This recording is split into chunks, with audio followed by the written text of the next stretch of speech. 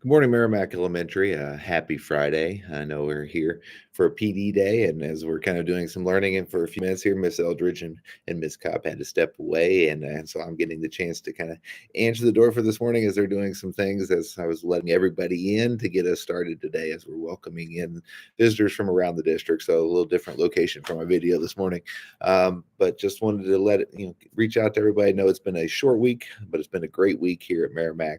Obviously, the big events this week was our Valentine's Day party on Wednesday. The kids had all kinds of fun. They really got to have those parties and really celebrate and just pass the notes out and just do all the fun things that Valentine's Days are all about.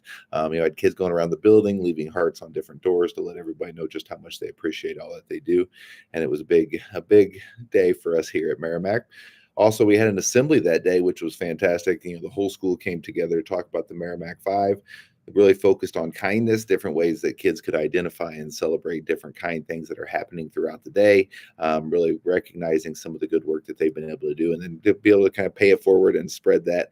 And I got to end with a little bit of Cupid Shuffle, because what would Valentine's Day be without Cupid Shuffle?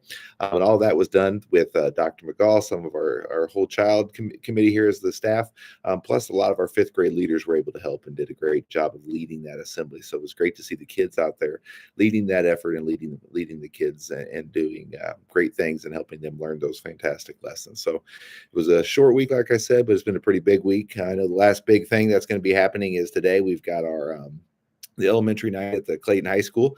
So hopefully we'll be able to see a lot of you guys out there for the basketball game over at Clayton High School cheering on the Greyhounds. Again, make sure you mention that you're an elementary school family. All elementary school families will get in for free.